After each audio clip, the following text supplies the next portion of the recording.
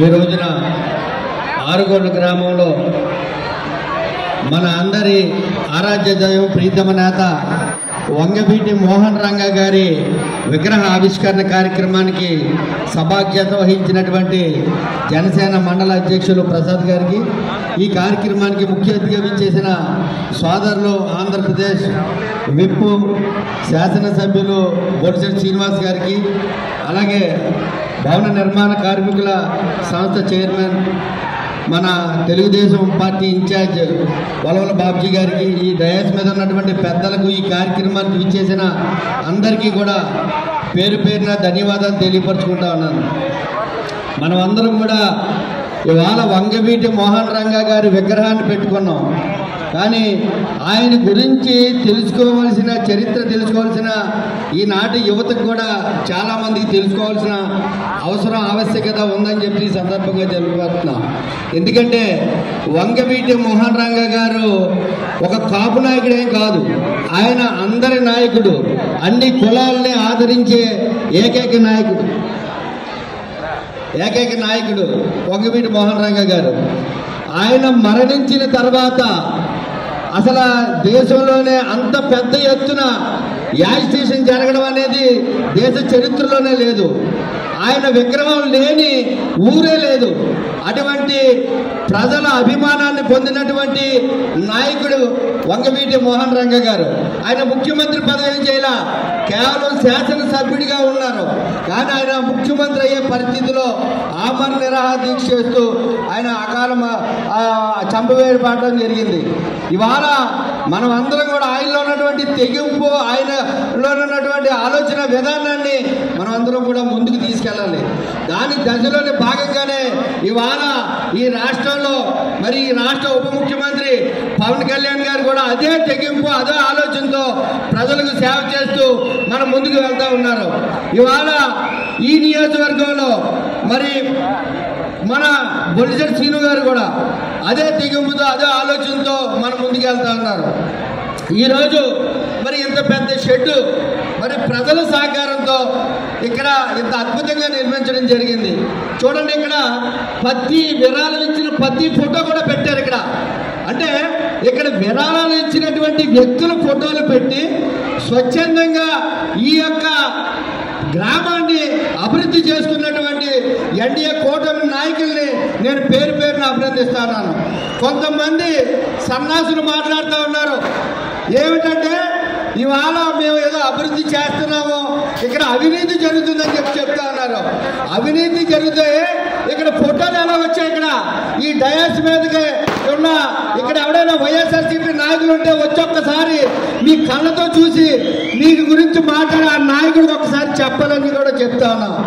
ఇవాళ చెప్తా ఉన్నాం, బొడిశెట్టి శ్రీను గారు సంవత్సర కాలంలో ఇవాళ ప్రజలందరికీ కూడా ఫోన్ చేస్తే ఫోన్లోనే, ఆయన దగ్గరికి వెళ్ళక్కర్లా, ఫోన్లోనే అనే ఈ సమస్యలో ఉందంటే మన ఫోన్ పక్కనే ఇంకో ఫోన్లో అధికారితో మాట్లాడి ఆన్ ది స్పాట్ ఈ సమస్యలు పరిష్కరించే లీడర్ ఎవడైనా ఉన్నాడంటే అది ఒక బొడిశెట్టి శ్రీను గారే.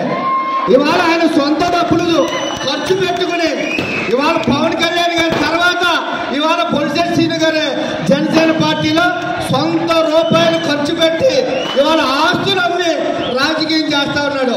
ఇవాళ కొంతమంది చెప్తా ఉన్నారు ఇక్కడ ఏదో పెద్ద ఎత్తున అవినీతి జరుగుతుందని. ఆ చెప్పే ఆ వైఎస్ఆర్సీపీ మరి పెద్ద పదవి డిప్యూటీ సీఎం చేసిన వ్యక్తి మాట్లాడే మాటలు కాదది.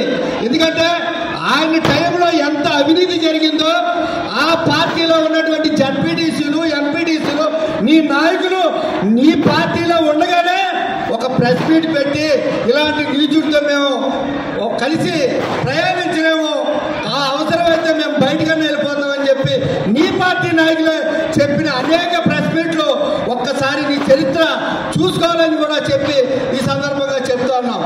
అక్కడ నీ పార్టీలో ఉన్న నీ యొక్క జడ్పీటీసీ, ఎంపీటీసీలు అభివృద్ధి కోసం పనులు చేస్తే వాళ్ళ దగ్గర కూడా కమిషన్ తీసుకున్న నీతి చరిత్ర ఉన్న నువ్వు బొడిశెట్టి శ్రీను గారి గురించి మాట్లాడుతున్నావంటే ఆ ఆకాశం మీద ఉమ్మేసినట్టే.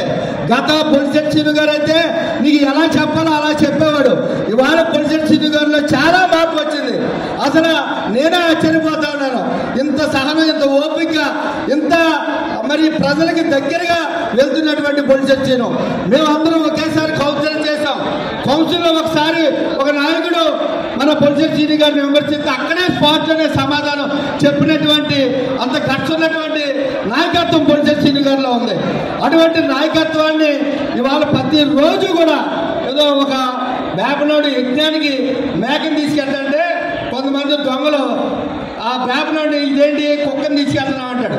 కుక్కని తీసుకెళ్తున్నాం అంటే అది ఇంకా ఒక 4-5 అలా మాట్లాడితే ఈ వేపనోడికి డౌట్ వచ్చి ఓహో ఇది మేక కాదేమో కుక్కని వదిలి వెళ్ళిపోతే ఆ మేకను కూర వండుకుని తినేసే మీలాంటి వాళ్ళు ఇవాళ మా ఎమ్మెల్యే గారిని మాట్లాడటం చాలా నీచమైన పరిస్థితి. వాళ్ళు ప్రజలందరూ గమనిస్తూ ఉన్నారు. తాడేపల్లిగూడెంలో ఇవాళ ఇంత అభివృద్ధి ఎలా జరుగుతూ ఉందని.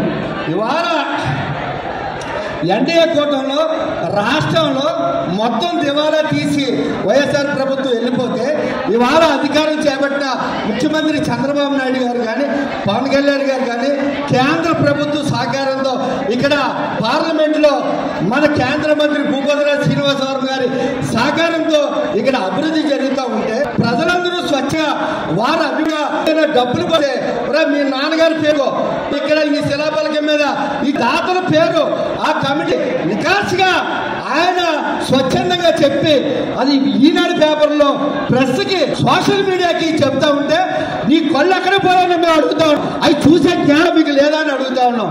మీరు కమిషన్లు తీసుకుని నీ తాబేదారులకి, నీ యొక్క బినామీలకి నీ దగ్గర చర్చగాలి పేరున నువ్వు పొలం కొన్న సందర్భం లేదా అని అడుగుతాను.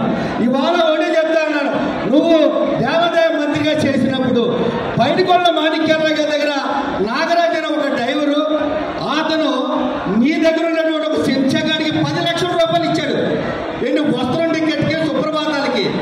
ఆడు 6 నెలలైనా వాళ్ళు తిప్పిద్దామంటే మా దగ్గరికి వస్తే మేము నీ అబ్బాయి దగ్గరికి పంపించాం. ఇక నీ తండ్రి మీద 10 లక్షల అవాంతరం వచ్చింది, సరి చేసుకోవాలి అని చెప్పేసి. అటువంటి మరి నువ్వు ఈ రోజున పొలిసెట్ శ్రీను గారి గురించి అవాకులు చవాకులు పేరుతా ఉన్నావు. ఇవాళ ప్రజలందరూ కూడా గమనిస్తా ఉన్నారు, మర్చిపోరు. మళ్ళీ నువ్వేదో మళ్ళీ అధికారంలోకి వస్తాను, ఆ లెక్క చూస్తాను, ఈ లెక్క పిచ్చి మాటలు మాట్లాడుతున్నారు. పవన్ కళ్యాణ్ గారు చెప్పారు ఈ ఉమ్మడి కూటమి 15 సంవత్సరాలు కలిసి ఉంటుందని. అంటే 3 తరాలు, 3 సార్లు తర్వాత కూడా పొలిసెట్ శ్రీను గారికి ఎమ్మెల్యేగా ఉంటాడు, మంత్రి కూడా అవుతాడు. నువ్వేంటి ఎవరిని బెదిరిస్తావు? అంటే నువ్వు బెదిరిస్తే బెదిరిపోవడానికి ఇక్కడ చర్చగలనుకున్నావు ఏంటి? అలా బెదిరిస్తున్న వల్లే నీ దగ్గర ఎవ్వడూ లేడు. చూసుకో ఒకసారి నీ చరిత్ర. నీ దగ్గర ఉన్నవాడికి ఎవరికి కూడా ఒక బంట్రోతులాగా, ఒక బానిసలాగా చూస్తా తప్ప ఒక నాయకత్వంలోనే ఎప్పుడూ చూడవు.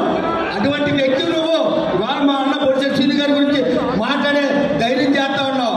ఇవాళ ఒకటే చెప్తాను, ప్రజలందరూ కూడా చేదరించుకుంటా ఉన్నాడు.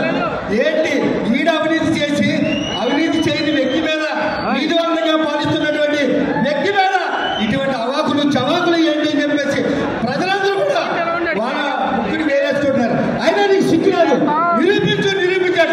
నిరూపిస్తావు. నీకు దమ్ముంటే మన తాడేపల్లిగూడెం కూడా 20,000 పలుసులమ్మ తల్లి గుడి దగ్గర మొత్తం ఎంతమంది నువ్వు కన్నాలేసావో లిస్టు జనాన్ని తీసుకొస్తావు. అంతేగాని నువ్వేదో నేను నీతిపరుడిని, నువ్వు నీతిపరుడువా? నువ్వు నీతిపరుడు అయితే నీ దగ్గర ఉన్నటువంటి ఎంపీటీసీలు, జడ్పీటీసీలు ఈ దగ్గరికి వచ్చి అయ్యా మా బిల్లు ఆగిపోయింది, అక్కడ డబ్బులు ఇవ్వలేదని ఆపేసాడంటే ఉదాహరణంగా వైఎస్ఆర్సీపీ ఎంపీటీసీ అయినా బిల్లు ఇస్తే ఆయన ప్రజలు ఎమ్మెల్యే గారు మాకు ఎంత ఉపకారం చేశారు, అక్కడ ఉండేలా నాశనం అయిపోయామని చెప్పిన అనేక ప్రెస్ మీట్లు మేము చూసాం.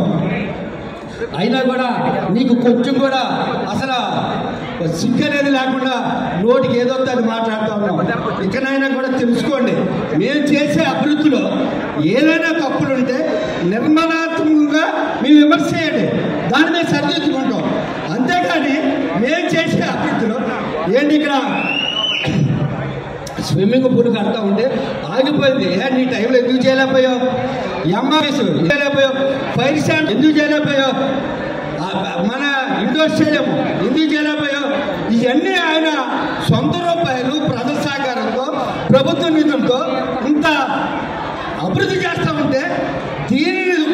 తీర్చలేక ఇక్కడ బొలిచర్చిని బలపడిపోతాడు. బొలిచర్చిని బలంగా ఉంటే రేపు రాబోయే రోజుల్లో మనకు మనుగడ ఉండదు. ఇప్పుడు ఎలాగలేదు నీకు మనుగడ ఉండదనే ఆలోచనతో ఇవాళ నువ్వు అవాకులు చవాకు ఎక్కడికి వెళ్ళినా ఇదే వాడు నీకు ఇదే మాట. ప్రజలు ఆచరించుకుంటున్నారనేది లేదు. అక్కడ నలుగురు నీ తాబేదారులతో తప్పట్లు కొట్టించడం, ఫేస్బుక్లో పెట్టడం, కౌంట్ చేస్తాడండి. ఏంటి కౌంట్ చేసింది? ఎంతమందిని కౌంట్ చేస్తావు? పైన భగవంతుడు ఉన్నాడు, అందరి లెక్కలు ఆయన తేలిస్తాడు. నువ్వు తేల్చలేదు, నువ్వేం భగవంతుడు కాదు. ఎక్కడైనా ఒళ్ళు దగ్గరెట్టుకుని మాట్లాడవలసిందిగా ఈ సందర్భంగా చెప్తా ఉన్నాం. ఇక్కడ ఉన్నటువంటి ప్రజలు కూడా ఒకటే చెప్తా ఉన్నాం, ఇటువంటి లీడర్షిప్ ఒక్కసారి మనం కోల్పోతాం, మళ్ళీ మనకు రాదు. మళ్ళీ మనం నరకం చూడాలి. గత 5 సంవత్సరాలు ఎన్ని బాధలు పట్టాం. రోడ్లు లేక, నిధులు లేక, మనకి అవసరాలు తీర్చలేక అనేక ఇబ్బందులు పడ్డాం. ఇవాళ మీ గ్రామాన్ని ఇంత అభివృద్ధి చేసుకుంటూ ఉన్నారు. ఇటువంటి అభివృద్ధికి సహకరించే ఈ నాయకుడు కావాలా? అబద్ధాలు చెప్పి అవినీతితో కూరుకుపోయి అనేక హింసాత్మకమైన కార్యక్రమాలు చేసే అటువంటి వాడు కావాలా? నీ టైంలో లా అండ్ ఆర్డర్ ఉందా? నీ టైంలో లా అండ్ ఆర్డర్ ఉందా? నీ టైంలో ఎన్ని అరాచకాలు చేసావు, ఎన్ని సెటిల్మెంట్లు చేసావు, ఎన్ని అవినీతి కార్యక్రమాలు చేసావో క్రైమ్ లిస్ట్ 5 సంవత్సరాల్లో క్రైమ్ లిస్ట్ ఇస్తే నీ బతికేంటో తెలుస్తుంది. నువ్వు ఇవాళ మా పొలిటీషియన్ గారిని విమర్శిస్తా ఉన్నావు. నువ్వు దమ్ముంటే ఏదైనా నిరూపించు, మేమందరం వస్తాం, బొలిసలం దగ్గరికే వస్తాం, అక్కడే తెలుసు. నువ్వు దేవాదాయ మందిరం చేసావు, అక్కడే తెలుసుకున్నావు. అంతేగాని అవాకులు చవాకులు పేలి మా ఎమ్మెల్యే గారిని ఒక్కసారి నీ నోటుకు వచ్చినట్టు మాట్లాడితే ఖబర్దార్, ఇటువంటి విషయాల్లో చాలా ముందడుగా ఉంటామని చెప్పేసి మనం అందరం కూడా మన స్థానిక శాసనసభ్యులు ఎమ్మెల్యే గారిని ఎవరైనా విమర్శిస్తే దాని ఆన్ ది స్పాట్ మనం ఎదుర్కోవాల్సిన అవసరం, ఆవశ్యకత ఉంది.